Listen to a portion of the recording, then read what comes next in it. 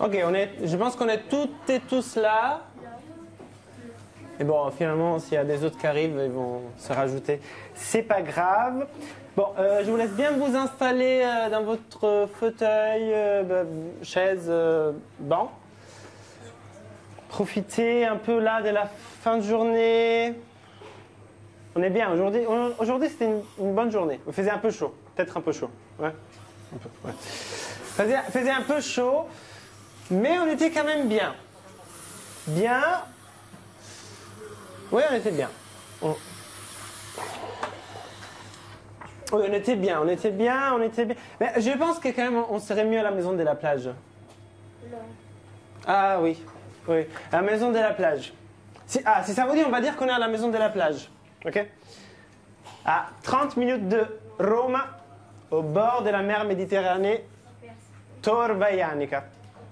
Plein de petites maisons en briques jaunes les unes à côté des autres, vides à 10 h du matin parce que tout le monde est à la plage, et remplies le soir. Et nous, on est sur la terrasse. On est en fin de journée, la chaleur est tombe. Il y a un peu d'air.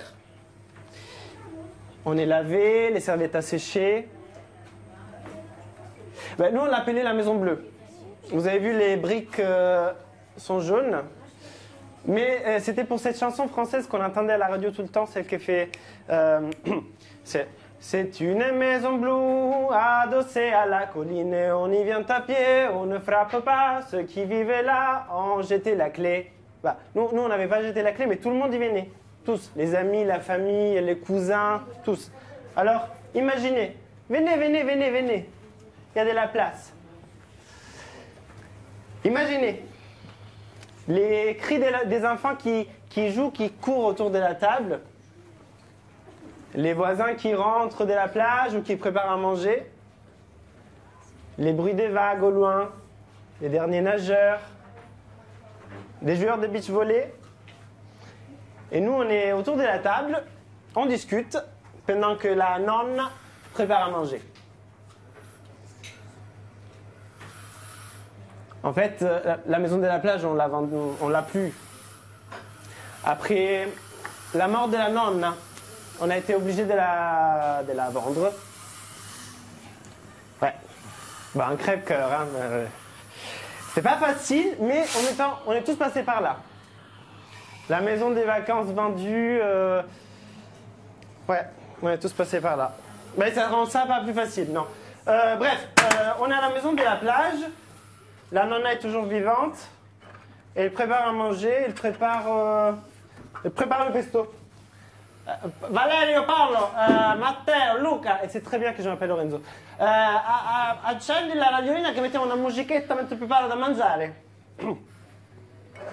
Elle prend une gousse d'ail. Elle enlève la camicia, la chemise. Moi j'aime bien enlever la chemise de l'ail. Après, coupe en deux.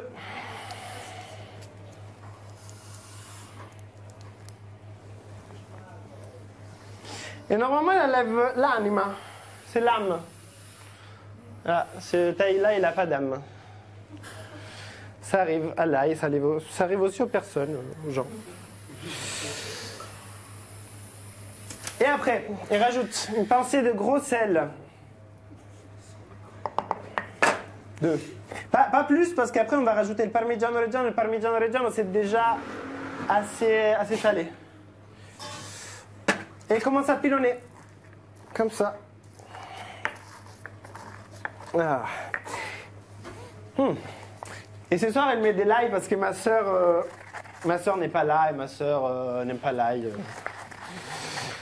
Bah, en vrai, je pense que c'est pas la peine que je vous dise la recette pendant que je la prépare. Que je prépare le pesto. Je pense que regarder, ça va vous suffire pour apprendre à faire le vrai pesto. Et en fait, en vrai, à la maison de la plage, on préparait surtout du gnocco fritto. Le gnocco fritto, c'est une spécialité émilienne. C'est une sorte de pâte à pain frite qu'on mange avec de la charcuterie et du fromage. C'est trop bon. Trop bon. C'est parce que ma grand-mère, elle vient à côté de Reggio Emilia, la région de Bologne. Vous voyez un peu où c'est? Là, je vois. Voilà. Là, c'est l'Italie, ok? On a Torvaianica, Roma, Bologne, pas Bologne. Reggio Emilia et Budrio di Correggio, c'est là où est née ma grand-mère, Budrio di Correggio. Et ce soir, on prépare le pesto de Gênes, que c'est toujours un truc du Nord. Et c'est là qu'est jeune fille, ma grand-mère, elle a appris à faire le vrai pesto. Ouais, j'aurais bien voulu vous faire du gnocco fritto, mais pour un spectacle, la friture, c'est pas forcément très pratique. Bon, revenons à la maison de la plage. Moi, j'ai commencé à danser très tôt. Parce que ma sœur, là, on va mettre les pignons. Parce que ma sœur, elle prenait des cours de danse. Et je me souviens de la voir à un spectacle de fin d'année. Elle était sur pointe. Première année de pointe. Ouais. Première année de pointe. Et moi, j'avais quoi, 3-4 ans. J'étais dans les bras de mon père. Et je me souviens, les lumières, les costumes, la musique. Ah, mais c'était trop beau. Ben, après, j'ai un peu dansé partout. J'ai dansé dans le salon. Je dansais à la plage. Et là, j'ai dansé aussi sur le balcon. Et là, je suis sûrement en train de danser, je suis en train de danser sur la terrasse à côté de la nonna. De la nonna qui... Elle fait le pesto. Elle continue à pilonner. Elle prend le basilic dans le grand pot qu'elle fait tout l'été. Les feuilles entières.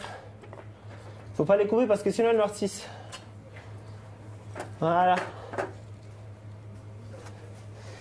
Et pilonne. Et ce qu'il y a de bien avec le pesto, c'est que on peut le faire toute l'année.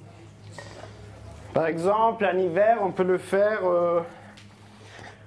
En hiver, on peut le faire avec des pousses d'épinards. Avec des pousses d'épinards, c'est trop bon. Ouais. Voilà. Et là, on pilonne. C'est vraiment, il faut écraser les feuilles sur les parois, comme ça, de façon circulaire. C'est assez physique. Et encore, allez. Il y en a pour au moins 5 minutes, hein. Même plus. Allez, on va mettre tout. Ah. Voilà, qu'est-ce que je disais? Ah oui, moi dans mon blog, oui, j'ai un blog de cuisine. Une cucina con Lollo. Dans mon blog, moi, je fais des recettes de saison.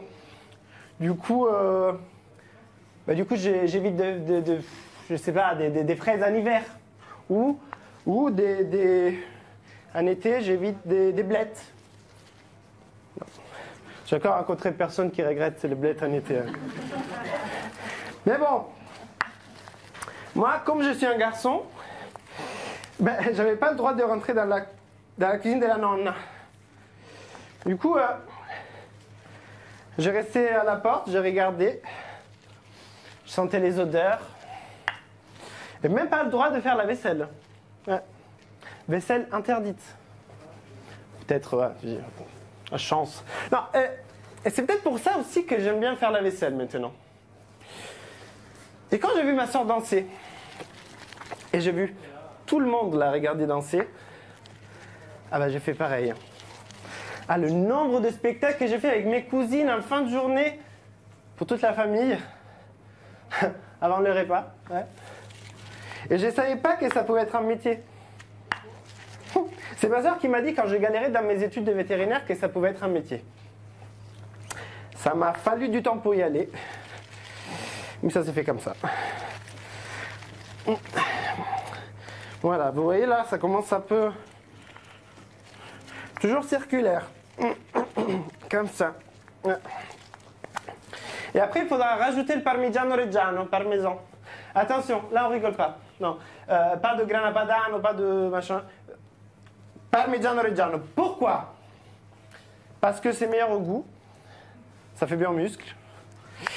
Et aussi, mon grand-père était producteur de parmigiano reggiano.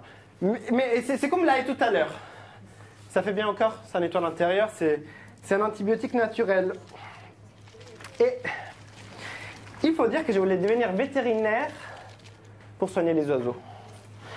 Je les aime mieux que les mammifères. C'est surprenant les oiseaux, hein. Il y en a les sédentaires, ceux dont on cherche le nid.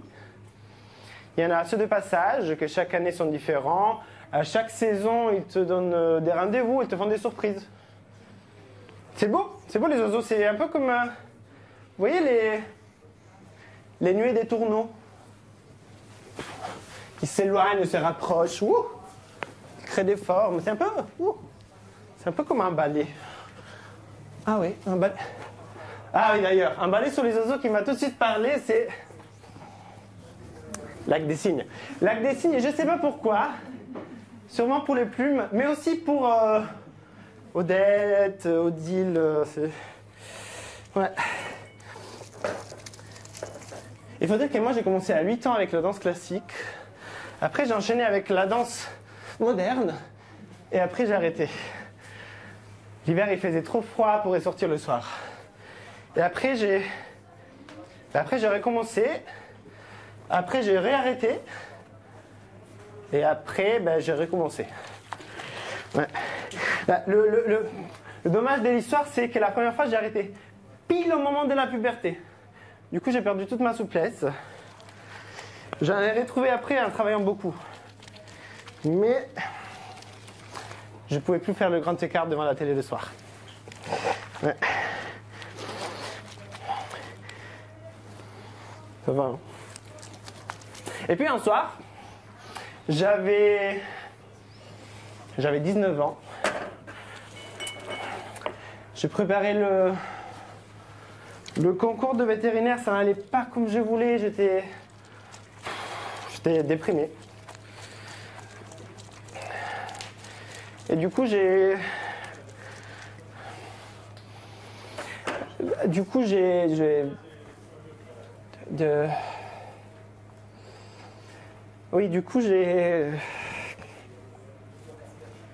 fait un brownie.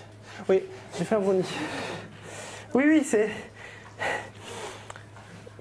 Toute la famille était couchée, la cuisine était libre et je me suis lancé. Ouais. C'était la première fois que je cuisinais. 19 ans, ouais, c'est Italie. Hein. Donc je fais ce brownie. Je le prépare, je le cuis, je le goûte, mais ça me remonte le moral, mais tout de suite. Oh, le sucre, le beurre, le chocolat que vous avez fait sortir du four. Ah, mais j'étais le roi du monde. Et le lendemain matin, toute la famille, contente. Contente d'avoir une surprise pour le petit déjeuner. Après, j'ai pu arrêter. Hein. Surtout quand j'ai des coups durs, je suis crevé, moi je cuisine.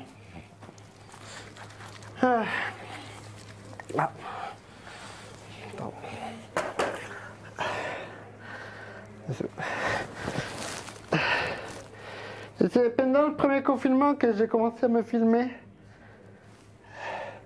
à tenir une chaîne Instagram. Que des recettes de cuisine. Hein. Que des recettes de cuisine, et j'ai adoré. C'est un nouveau public, on échange des trucs, on partage des choses. Et ça m'avait aidé à traverser la pandémie. Au moins, j'étais pas seul, sans projet, sans danser. Il fallait que je trouve des recettes, que je les essaie, que je les photographie. C'est un boulot, hein. Ah oui, vraiment, les journées sont plus courtes. Et puis, j'étais bloqué en France. Et c'est pour ça aussi, je crois, que j'ai fait les recettes en italien pour les Italiens, parce que, en cas de coup dur, la langue maternelle, c'est quand même quelque chose. Et ce qui a toujours été important pour moi, c'est que les choses soient accessibles. La danse, la cuisine, c'est pareil. Après, oui, c'est sûr, la danse, la cuisine, oui, c'est plus fédérateur, on mange tous les jours, on a tous envie de découvrir de nouvelles saveurs, de nouvelles recettes. Et on pense parfois qu'on peut vivre sans danse. Mais c'est peut-être parce que vous n'avez pas trouvé votre danse. Parce que c'est très bon pour le cerveau de danser. Est-ce que vous voulez sentir ? C'est très bon aussi de partager un moment ensemble. D'apprendre de nouvelles choses. Oui, oui, la bonne nourriture, c'est bon pour la santé, mais la danse aussi. Et pas que pour avoir des belles fesses et des beaux abdominaux, mais aussi parce que ça fait travailler toutes les ondes du cerveau et ça lutte contre la dégénérescence du cerveau. Et on est bien d'accord. Ah, qu'un beau cerveau, c'est plus sexy que des belles fesses. Pas trop convaincu, hein. Bon, au moins, aussi sexy que les belles fesses. Ça fait plaisir et en plus, ça fait du bien. Sans compter la détente que ça apporte, ça réduit les risques d'infarctus, de dépression et quoi d'autre. Vous savez plus si je suis en train de parler de bonne nourriture et de danse. Hein? Parce que c'est pareil. En plus, la danse est disponible tout le temps, gratuite, même là, sur votre chaise ou par terre.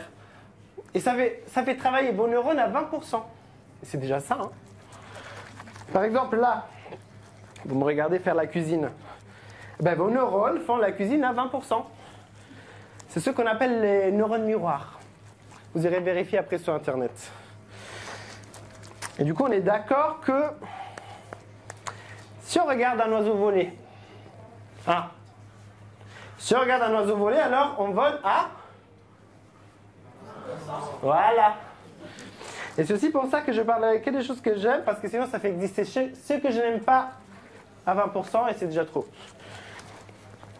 Je pense que là on peut y aller avec le parmesan. Hein. Qu'est-ce que tu en penses? On y va? Ok. Parmigiano Reggiano. Et on continue.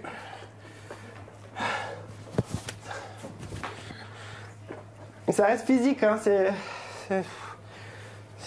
physique. Ah, ce foulard. Vous voyez ce foulard?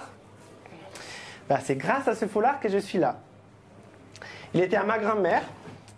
Elle le portait quand jeune fille, elle travaillait à la charcuterie. Elle avait tapé dans l'œil de mon grand-père et un soir, en sortant du travail avec son foulard dans le panier, un homme est passé à côté d'elle et lui a volé son foulard. Il a essayé de le rattraper. L'homme lui a dit ben, « Je vous redonne votre foulard si vous acceptez qu'on se revoie. » Et me voilà. De nos jours, ça aurait été bien pour un hashtag MeToo, mais à l'époque, c'est vrai qu'à l'époque, ça avait du chien. Ouais. Bon, en vrai, c'est pas le vrai foulard, mais ça aurait pu l'être. Eh oui, la nonna. Ma grand-mère n'avait pas froid aux yeux. Hein. Discrète, mais décidée. On m'a raconté que jeune fille, elle avait nourri les partisans. Vous savez, les résistants italiens, cachés dans la grange. Et même vieille, elle avait rattrapé un pickpocket qui lui avait volé son portefeuille. Monsieur? Oui, messieurs. Oui. Je pense que vous avez un objet qui m'appartient. Voilà, du coup, on est d'accord que je n'allais pas rentrer dans sa cuisine si c'était interdit. Mais j'ai regardé et mes neurones ont fait comme elle à 20%. Et là, on peut mettre l'huile, je crois. Ouais. L'huile, on y va, hein, c'est généreux. Bim. Ah. Et c'est drôle parce que on s'inquiète toujours de ce qu'on enseigne aux enfants. Hein? On croit qu'on choisit, on croit qu'on décide, mais en fait, non, pas du tout. C'est le cerveau de l'enfant qui... C'est les neurones miroirs de l'enfant qui font tout le travail. C'est le cerveau de l'enfant qui choisit. Du coup, ça sert à rien de dire ou de redire ou de redire ou de interdire ou de réinterdire ou de réinterdire. Parce qu'il y a un plus, interdire. On entend. Interdire. Dire, entre. Ça fait exister ce qu'il ne faut pas faire. Ça se mord la queue. Ouais, oui. Ah, voilà.